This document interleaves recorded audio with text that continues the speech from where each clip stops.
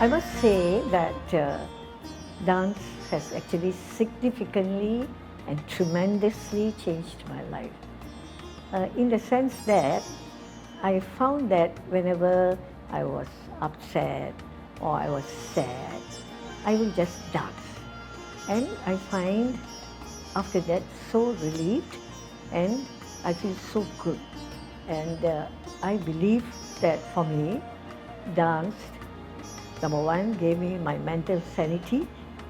Number two, it gave me a lot of pleasure and bliss. Number three, it was really and truly, of course, a form of physical therapy, a form of yoga, and also recreational therapy. It was really and truly also a recreational therapy, and I really and truly got very, very absorbed at a very young age into dancing. Though my family, I come from a family, a big family. My father had 13 children and he also adopted his nephew who was also another brother of mine. So there were all, including him, 13 children. I am number 3 in the hierarchy. And my mother is always busy feeding us. So she had no time to look into our other issues. You know, she did her best to feed us as well as possible, and she will only do roll calls. You know, whether so and so is in or so and so is out. And though there were so many members in my family, nobody was interested to come and watch my dance or even pay attention to my dancing. But because I was so passionate that I took it very seriously, and it never bothered me really whether my family members came to watch me perform or they didn't, because I was self-absorbed, you know, and I was very, very pleased that at least they allowed me to dance.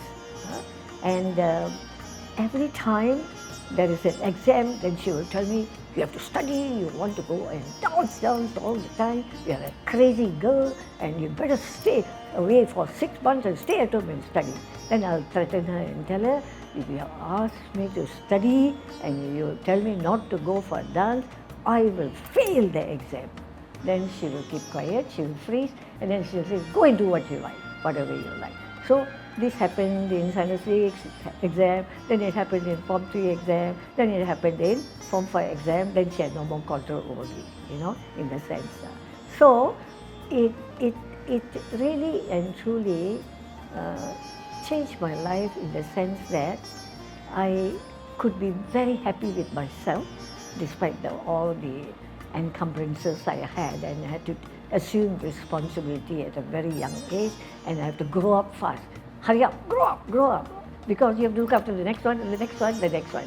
So you have no chance to really leap out and all that, you know. So we despite all this odds, because the dancing was such a passion, I gave no excuse, and I made sure that I managed the exams well so that they won't find an excuse to stop me from dancing. But thank God they never hampered me, they just allowed me to move on, and I just danced away through my whole life.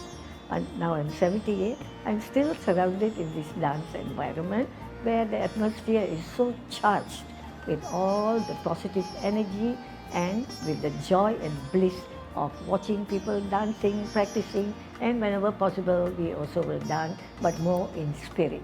Now the body won't cooperate as well as in the younger days, but the spirit is eternally dancing, you know. Yeah, I was just crazy, you know. It was a very intense desire within me to wanting to dance, and I am physically a very, very active person. So I cannot keep still, and I'm so glad that I involve myself in sports. You know, I do track events, 100 meters, 200 meters, and my 2 most favorite games were netball and hockey. So netball, I can play both sides, defense and attack. And in hockey, I always will play as centre forward or the wing because I can run. So I did 100 meters, 200 meters, relay, and games-wise, these two games very seriously I took. And so I am most of the time outdoor. Outdoor means I love that outdoor life and going to school early and having one match before and sweat and then go and stand in the assembly, but it was fun. So that was really and truly very, very, I'm happy that because I was so energetic and had so much energy, I'm so glad that I indulged in all these healthy activities and channel my energy in the right direction and didn't get distracted, and kept me also in a state of physical optimally, the physical fitness. Dance is something that I will never give excuse for.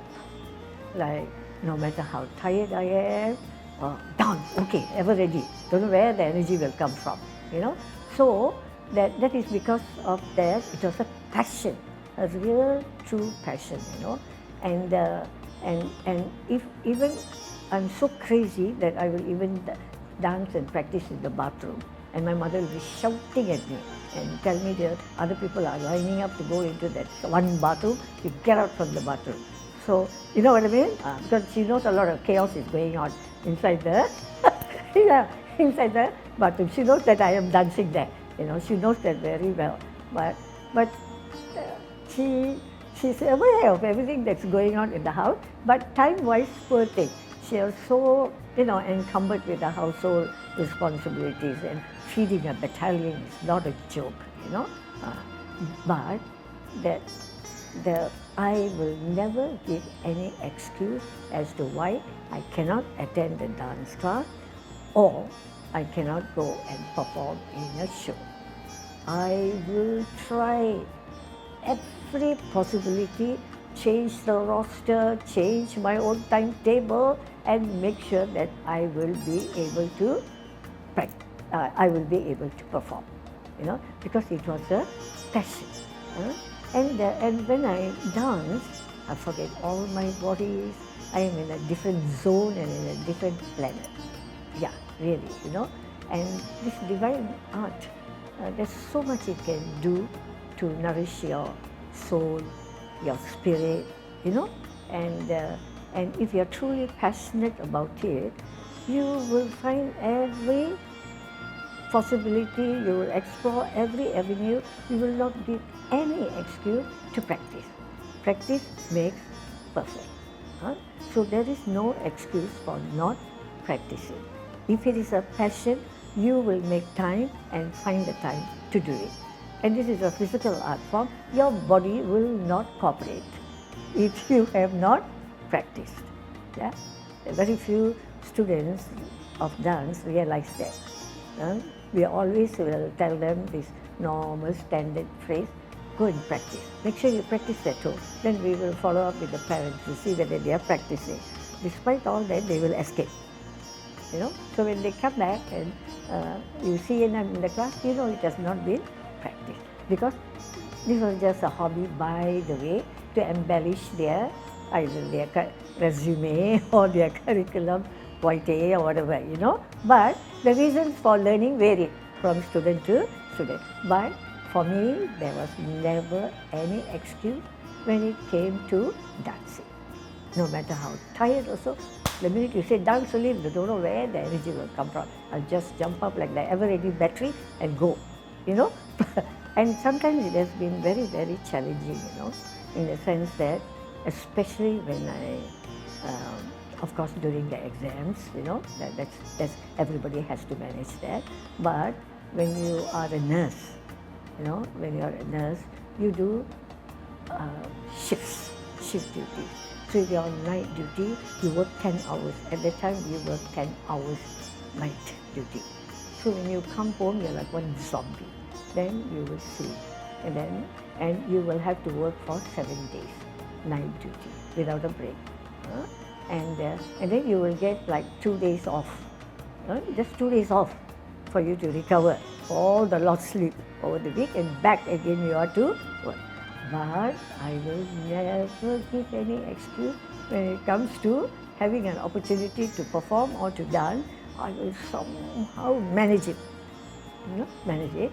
But of course, the changing of our duty roster, so as long as you are not on night duty, other duties like morning duty or afternoon shift where you work from 2 to 9, you can change with your colleagues or you can request in advance, so that can be arranged, pre-arranged, So I used to do all kinds of juggling to ensure that I can perform.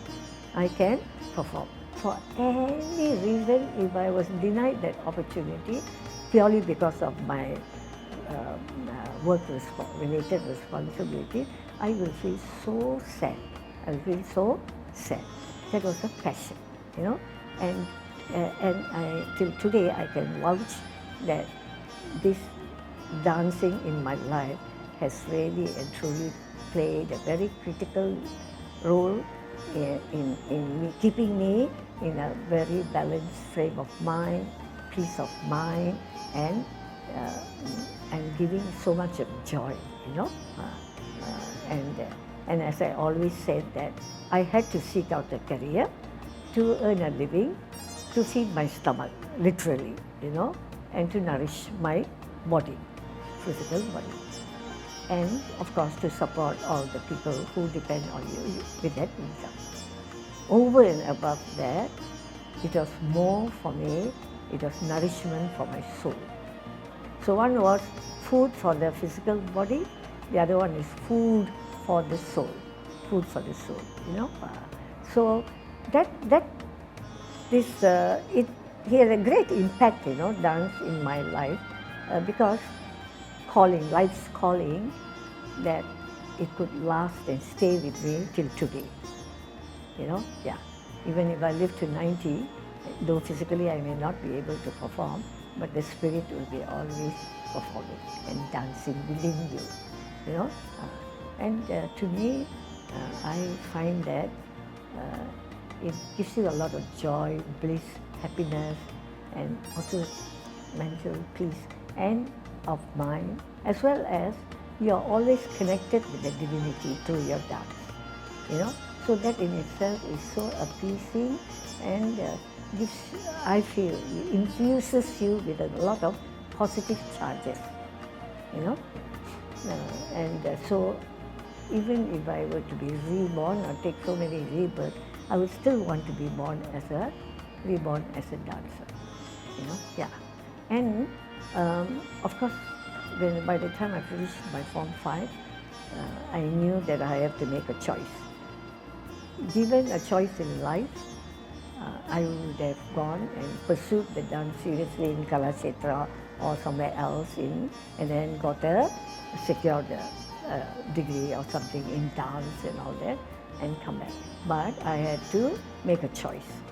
As I said, one is nourishment for the stomach, the other one is nourishment for the soul and the spirit. So I said, never mind, for this urgency is on this side, so I will just do this. The first advertisement I saw was nursing, where you don't have to pay, everything is provided. I just applied and I went in, that's it. And I had a good career as well. Definitely.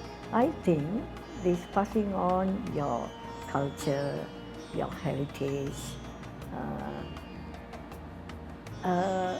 is very, very crucial.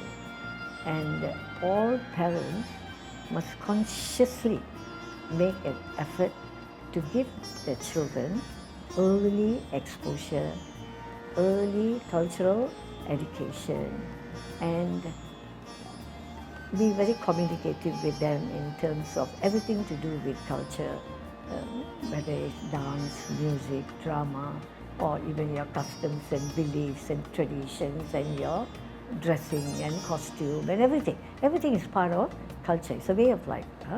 And I mean, not that we want to boast or anything, we have a very rich culture. The Indians, just like every other ethnic cultures. There's beauty and depth and in every form of culture.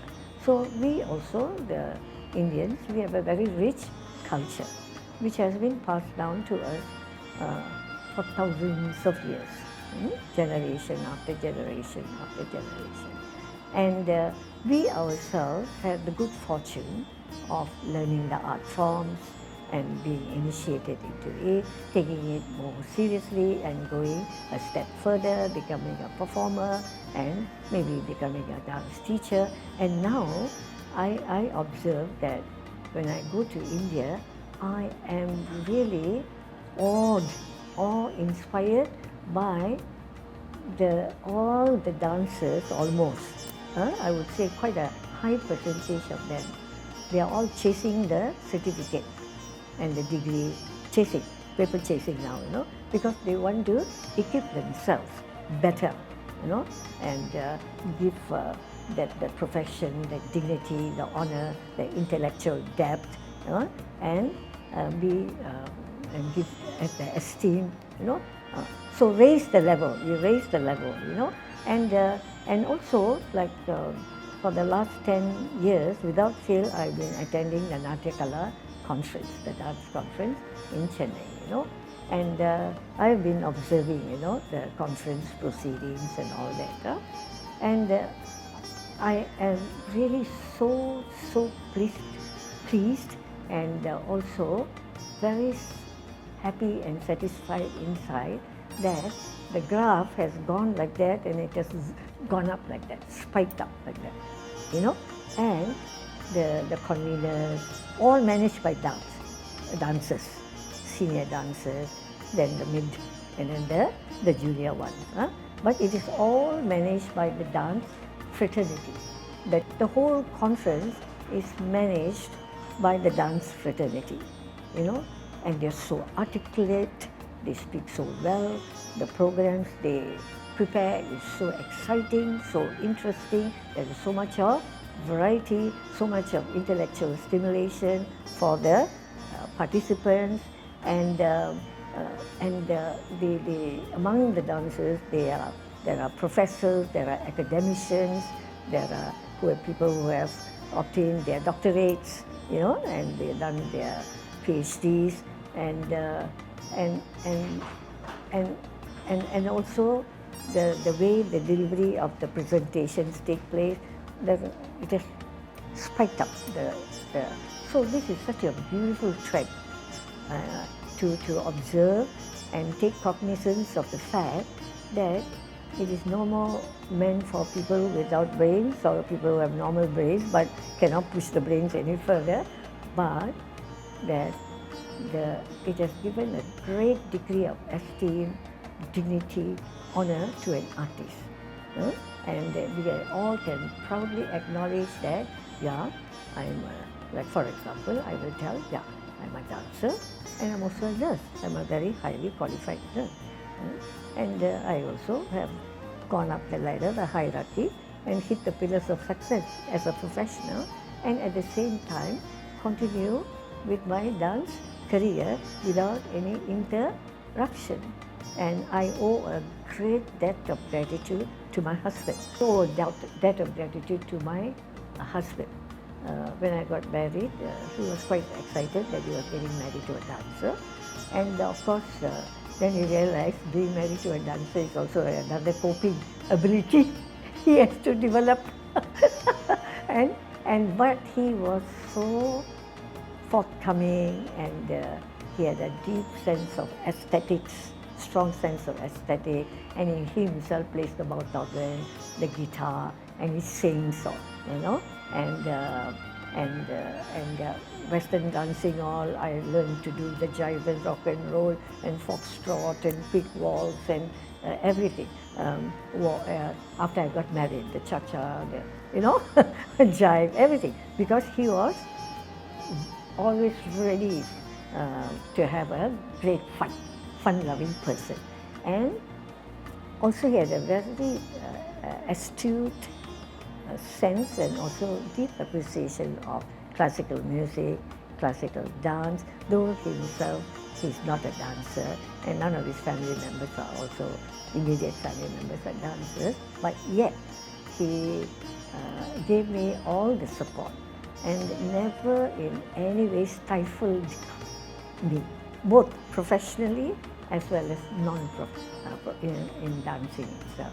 And so it was through his encouragement, his support, that I was really able to just go up. There was no, the sky was the limit, you know, because he never stifled me, and he was never jealous, you know.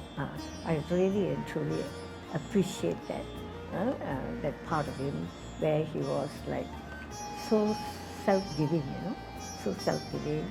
And he was there with my son, though I also had my challenges in bringing up my son, because unfortunately he became challenged due to illness, you know, and so I had to cope with that as well. But if the dance was not in my life, I don't think I would have been able to keep my mental sanity, you know. Yeah. So that is very important for me, that part of it, where even my son was very supportive, and he's also fun-loving, you know, and now he works in Annalakshmi, you know. I mean, so God has been so gracious, you know, and has blessed me and my family so abundantly. I could never ask for a better life, you know. And I'm very, at the moment, I'm very contented with my achievements, the way I've led my life, and I'm surrounded by people who I love and who love me, you know, and the close association, and of course the Guru has played a significant role in my life, you know, and the amount of support that he had given me. And of course he is the founder of the Temple of Fine Arts, His Holiness Swami Shantanand Saraswati. He has had a great impact on my life, and also the fact that he has created this sanctuary for us where we can come and, you know, interact and continue with that heritage and with the beauty of this culture. Yeah? So in other words, our role is to promote, propagate, preserve, and move on, pass the legacy, the culture, and the heritage to the next generation and the next generation. And actually, the 2-3 generations have already been groomed, and they are already taking over the mantle, you know, and we are all confident. And this is, of course, because of the ever-flowing grace of our Guru, Swami Shantanand Saraswati, you know. And he has spent a lot of his time talking to us, inspiring us, you know, and educating us, comforting us. He was a true, besides a guru, he was also a true friend and a wonderful educator. His knowledge of things was phenomenal, and he had such an open mind, you know, very, very open mind, and very visionary, and with a strong sense of aesthetics, you know. So I, on a personal level, I and my family members, my husband, my son, we are so deeply indebted to him, and he was a friend to us, besides being a guru, someone that we can turn to and seek solace, you know, and comfort when we are upset. So he was also a very dear friend to us. Yeah?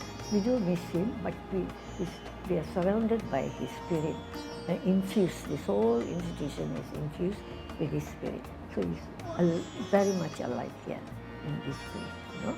And really and truly, for myself, I really look at this place as a real sanctuary for myself as well as for the art. So it is our moral obligation to ensure that we pass down this. We must not deny the others what we have enjoyed. and we know what it has done for us.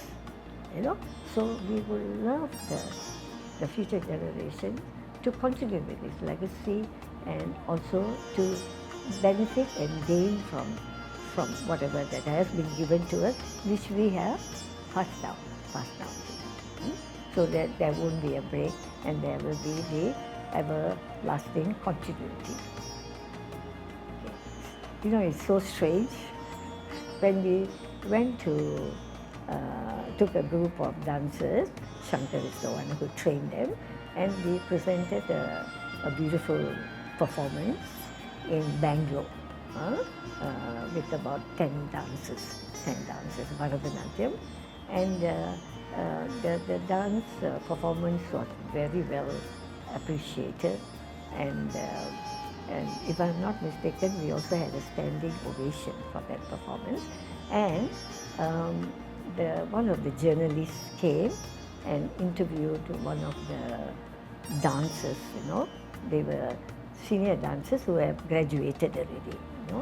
And asked them, what is the secret of your success, of this performance? So this girl gave a very simple reply or answer and said, 3 P's. So he said, he was quite inquisitive, and he asked, what are the 3 P's? Practice, practice, practice. Oh. So it registered. After a while, it registered so now when you ask me this question, what advice would you give to your younger students? Must always, number one, we have to inspire them. Number two, we have to be role models ourselves so that they can emulate. Children mimic and copy, for better or for worse, because they don't have that acute sense of judgment yet. So our standard like a Bible, like they're reading out the standard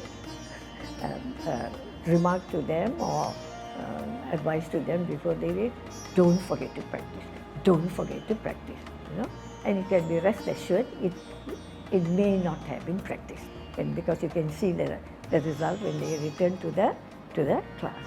So that word practice, and it has to be self-directed, and you assume as a full responsibility to ensure that you, without anybody asking you to practice. So this is where it makes a difference. If it is just come and taken as a hobby, and just to pass your time and I like to dance and I enjoy dancing, but serious pursuit requires a lot of dedication, devotion, and of course practice. Practice makes perfect. There is no other secret formula and no easy way out. So the reward will be there, awaiting you if you sincerely practice. So this will be my advice to the younger ones who are coming to pursue this dance form in a serious way. And also as a parting shot, I just want to share this, that it is very possible for all human beings to manage many things at one time. God has blessed us with that kind of ability, So it is a question of how much we are prepared to stretch ourselves, and prioritize. By being able to do that, you will find that it enriches your life because you are able to achieve many things simultaneously. Not that it's not possible, but you must be prepared to push yourself to your optimal capacity, and every talent that you have should not be wasted. Number one, it should be developed by you seriously, and bring it to a good high level, and then pass it down to the younger one, so that everybody has the pleasure, the joy of enjoying whatever that you may have enjoyed yourself.